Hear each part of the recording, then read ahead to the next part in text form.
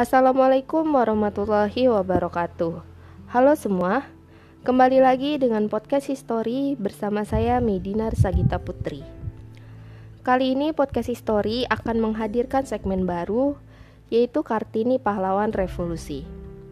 Segmen ini akan membahas mengenai kisah perjuangan istri-istri pahlawan revolusi sepeninggal suami mereka.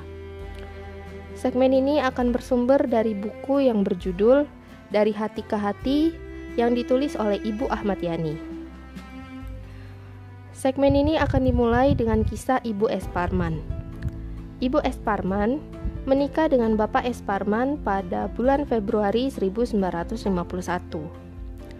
Mereka mengarungi kehidupan rumah tangga selama 14 tahun. Namun pernikahan mereka tidak dikaruniai seorang anak pun. Di tahun 1965, Bapak S. Parman menjadi korban dari kebiadaban G30 SPKI.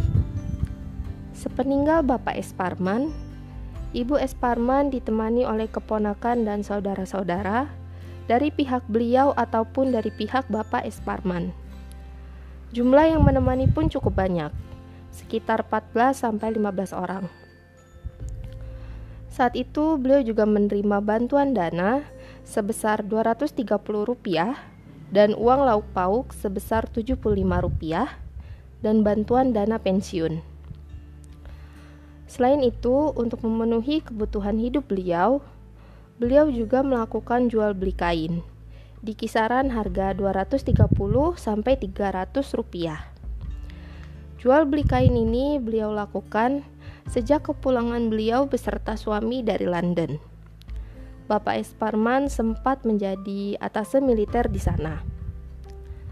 Selain itu, Ibu S. Parman memiliki hobi menjahit pakaian, membordir dan merangkai bunga. Beliau juga memiliki kesenangan mengumpulkan boneka dan asbak.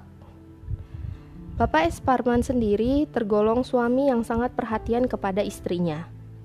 Hari Minggu merupakan hari quality time bagi beliau berdua. Selain itu, Bapak S. Parman suka membawakan oleh-oleh untuk istri beliau. Seperti beliau suka membawa pulang kue-kue kecil yang disajikan saat rapat di kantor untuk dibawa pulang, coklat dari pesawat, dan hadiah-hadiah kecil lainnya untuk istri beliau. Sebelum menjadi korban peristiwa G30 SPKI, sempat ada tanda-tanda atau isyarat yang ditangkap oleh Ibu S. Parman menjelang kepergian suami beliau. Seperti saat 1,5 tahun sebelum kejadian, beliau menangkap isyarat bahwa suami beliau jika dimakamkan di Taman Makam Pahlawan akan sangat bahagia. Lalu beberapa bulan kemudian, suami beliau memerintahkan ajudannya untuk memasang bingkai pada foto beliau sebagai kenang-kenangan untuk Ibu S. Parman. Lalu 2 minggu sebelum kejadian, suami Ibu S. Parman berpesan kepada beliau untuk lebih berhati-hati di rumah, karena Bapak S. Parman akan ke perbatasan dan mungkin di sana beliau akan ditembak musuh. Lalu 1 hari sebelum kejadian, beliau disuruh oleh suami beliau untuk berjalan-jalan, melewati Cawang dan bypass. Sore hari sebelum kejadian, Bapak S. Parman mengajak istrinya jalan-jalan keliling kota dan pada hari Minggu akan diajak pergi ke Bogor. Dan sesaat sebelum kejadian, beliau berdua dikejutkan oleh banyaknya burung yang terdapat di kamar tamu. Ya, demikian pembahasan segmen Kartini Pahlawan Revolusi Ibu S. Parman.